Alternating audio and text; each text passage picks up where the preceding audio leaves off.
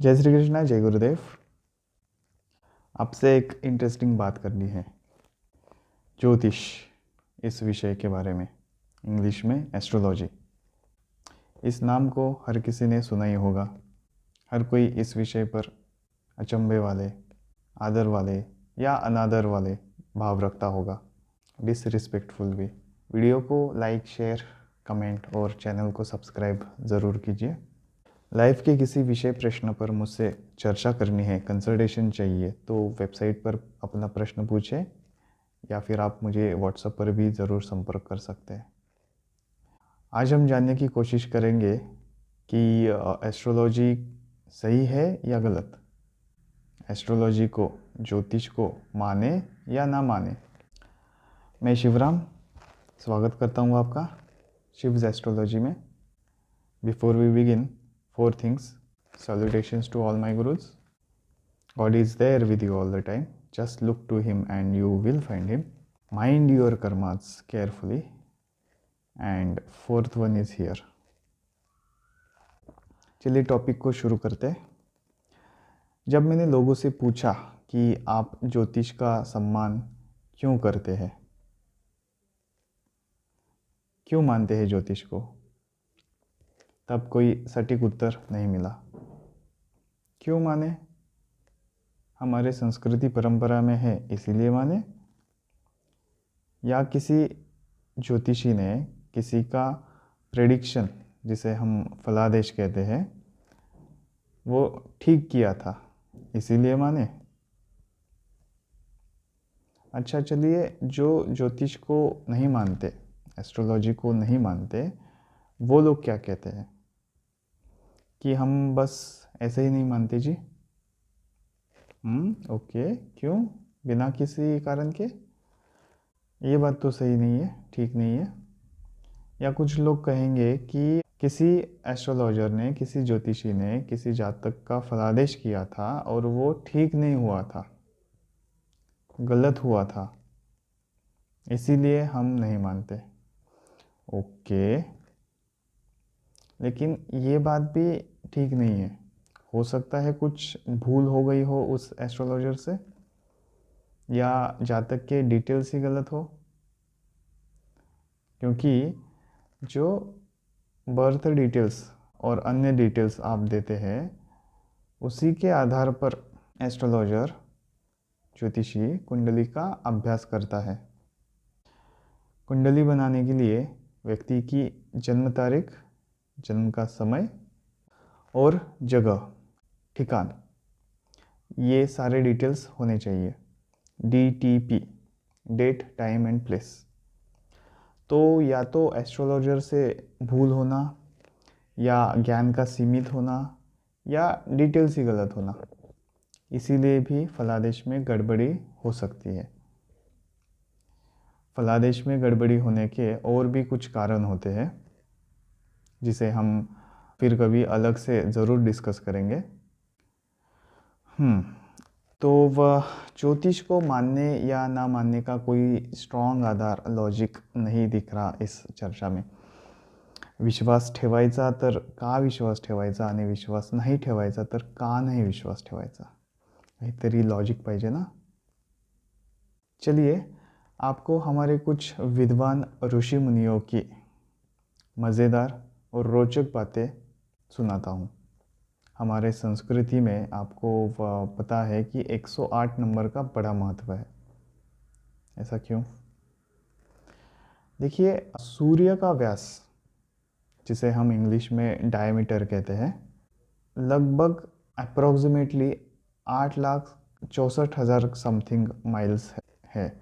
इसको अगर हम पृथ्वी के व्यास से, जो 7,900 समथिंग माइल्स है, इसको अगर हम भाग करते हैं, डिवाइड करते हैं, तो हमें जो आंसर मिलता है वो अप्रॉक्सीमेटली 108 नंबर ही आता है। मतलब 108 पृथ्वी सूर्य के व्यास पर सजाई जा सकती है। 108। सोचने वाली बात है कि उन विद्वानों को ये सब नंबर्स कैसे पता थे उस वक्त, जब बाकी संसार के लोग जंगलों में खाने के लिए भटक रहे होंगे, तब कुछ विद्वानों का अभ्यास इतना आगे तक गया था कि वो आकाश में हो रही, अंतरिक्ष में हो रही घटनाओं का संशोधन कर रहे थे।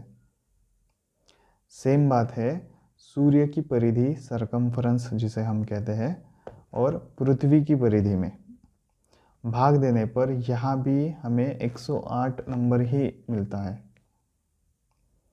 सूर्य और पृथ्वी में जो दूरी है, इसको सूर्य के व्यास से अगर हम भाग देते हैं तब भी 108 उत्तर मिलता है। मतलब सूर्य और पृथ्वी के बीच में 108 सूर्य रखे जा सकते हैं, पृथ्वी और चंद्र के बीच में 108 चंद्रमा रखे जा सकते हैं। ये बातें जिन विद्वानों ने कही है, वही लोग कहते हैं कि ज्योतिष में कुछ है। तो उनकी बातों को क्यों ना माने। आगे चलते हैं। अंतरिक्ष में बहुत तारे हैं, उसमें एक तारा है एंटेरिस नाम का। आज के वैज्ञानिक कहते हैं कि वो बहुत दूर है, इतना दूर कि इंसान का जन्म भी कम पड़ जाए, लगभग 555 प्रकाश वर्ष लग जाएंगे। और वैज्ञानिक यह भी कहते हैं कि ये तारा सबसे बड़ा तारा है, सबसे बड़ा। और ये सब बातें वैज्ञानिकों ने अभी कुछ 1600 के आसपास करी है, और वो भी सब टेक्नोलॉजी, दूरबीन इत्यादि की मदद से। तो मज़े की बात देखिए, हमारे विद्वान लोगों ने इस तारे को बहुत पहले ही ज्येष्ठा नक्षत्र का नाम दिया था। ज्येष्ठा, ज्येष्ठा मतलब सबसे बड़ा। वाव, अमेजिंग, ऐसा कैसे। और ये एक तारे की बात नहीं है, ऐसे बहुत तारे और ग्रहों के बारे में हमारे विद्वानों ने भाष्य करके रखा है। शनि थोड़े टेढ़े है, गुरु सबसे भारी है, सूर्य को पिता कहना, हर ग्रह का स्वभाव, रंग इत्यादि इत्यादि, ऐसे कई सारे तथ्यों का हमारे विद्वान ऋषि मुनियों ने उस कालखंड में अभ्यास किया था।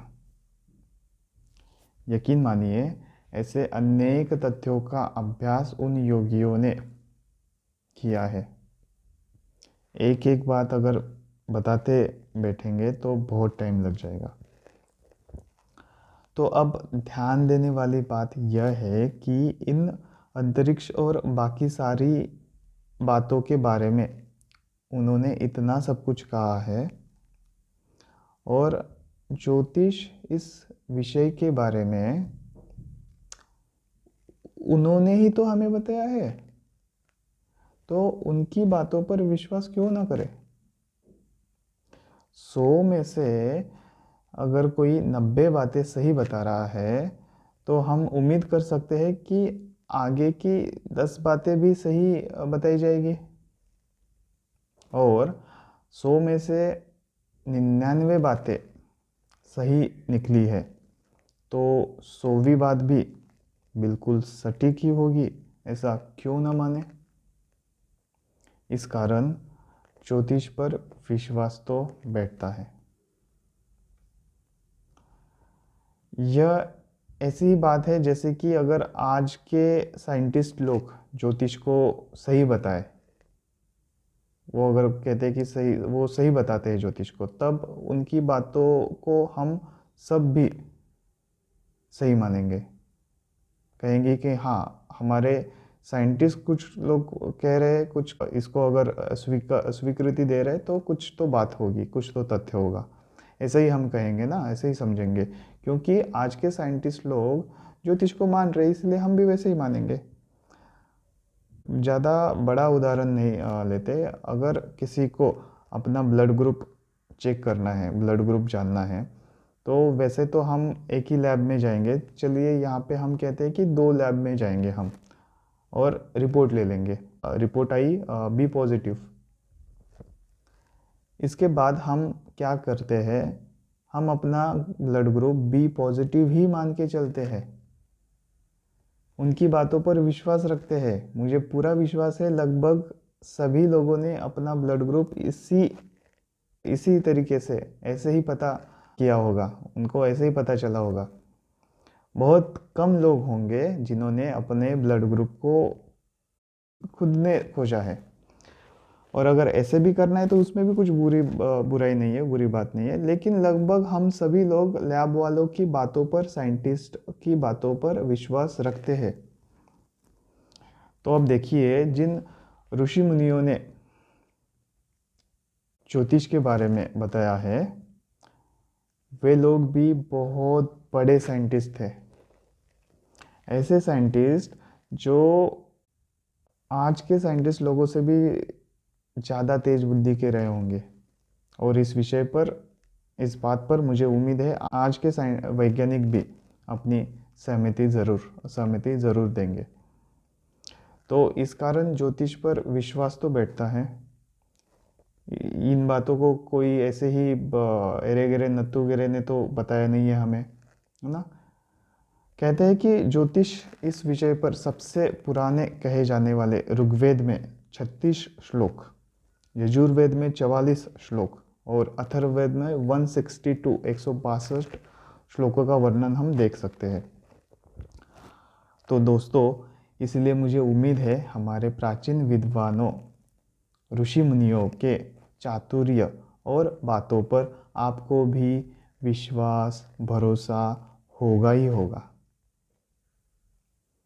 और हमारे फेवरेट भगवद गीता, बाकी सारी बातें एक तरफ और भगवद गीता एक तरफ। भगवद गीता में इस विषय का उल्लेख ना हो ऐसे कैसे हो सकता है। इसीलिए कहते हैं कि भगवद गीता में सभी प्रश्नों का उत्तर मिलता है। गीता में इस विषय पर क्या चर्चा है, भगवान श्री कृष्ण ने इस बारे में क्या कहा है, इस बात पर हम फिर कभी अलग से चर्चा ज़रूर करेंगे। और एक बात देखिए कि जो लोग कहते हैं कि हम इन सब में विश्वास नहीं रखते, तो ज़्यादा पॉसिबिलिटी है कि वो आजकल के ज्योतिषियों में, एस्ट्रोलॉजर्स में विश्वास नहीं रखते। शायद ऐसा वो कहना चाहते होंगे, जो कि ठीक बात है। किसी व्यक्ति या व्यक्तियों के समूह पर भरोसा न होना, इस बात को हम समझ सकते हैं। अगर आपका भी ऐसा ही कुछ नेगेटिव ओपिनियन है, मत है, तो आप भी इस विषय पर एक बार ज़रूर सोचिए। क्या आपको आजकल के ज्योतिषियों में, एस्ट्रोलॉजर्स में विश्वास नहीं है, या ज्योतिष इस विषय में ही विश्वास नहीं है? क्योंकि ये दोनों बातें अलग अलग है, ये दोनों अलग अलग चीज़ें हैं। मुझे उम्मीद है आप मेरी बातों को समझ पा रहे होंगे। अब भी कुछ लोगों के मन में शंका बाकी होगी, तो एक विचार आप ज़रूर कीजिए कि क्यों कुछ कुंडली देखकर ज्योतिषी किसी के शिक्षण या शादी या वैवाहिक जीवन, करियर या संतान या अन्य किसी विषय पर फलादेश करते हैं और उनकी वो बातें बराबर कैसे हो जाती है। कुछ तो बात होगी। किसी सिंपल कुंडली को देखकर 10 में से 10 ज्योतिषी सेम ही बात करेंगे और वो बातें रियल में मैच भी होगी। ऐसा क्यों होता है? मतलब कुछ तो बात ज़रूर है। हाँ, जब थोड़ी टफ कुंडली आती है, थोड़ी सी टफ कुंडली जब आती है, तब सब ज्योतिषियों में उनके लेवल के अनुसार उनके फलादेश में भिन्नता हम ज़रूर देख सकते हैं, जो कि भिन्नता देखी जा सकती है और जो कि प्रैक्टिकल बात है, जो हम समझ सकते हैं। अन्यथा बातें मैच ही होंगी, मैच ही करेगी। या इसे हम ऐसे भी कह सकते हैं कि जो लोग नहीं विश्वास रखते, उनको मैं एक बच्चा जिसकी कुंडली पढ़ाई में कमज़ोर दिखती है, ऐसा बच्चा हम उनको दे देंगे। अब आप इस बच्चे को, इस व्यक्ति को पढ़ाई में होशियार करके दिखाइए। दुनिया की सारी तकनीक यूज़ करने के बाद भी आपको निराशा ही आएगी। हो सकता है आप थोड़ा बहुत आगे के लेवल तक इस बच्चे को ला पाओ, लेकिन फिर भी एक लेवल से आगे नहीं, एक लेवल से आगे नहीं ला सकते, और उसमें भी बहुत मेहनत करनी पड़ेगी, क्योंकि कितना आगे तक खींचेंगे उसकी भी एक सीमा है, लिमिट है। ऐसा क्यों होगा?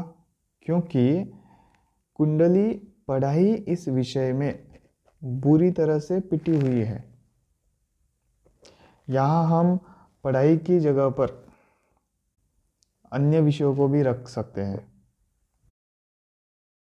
और हाँ, मैं ये नहीं कह रहा हूँ कि हमें अपने कर्म नहीं करने चाहिए, मैं ये नहीं कर रहा हूँ कि हमें अपना काम नहीं करना चाहिए, प्रयत्न नहीं करना चाहिए, ऐसा बिल्कुल नहीं है। हमें अपने उचित कर्मों को करते ही रहना चाहिए, वो क्लियर है।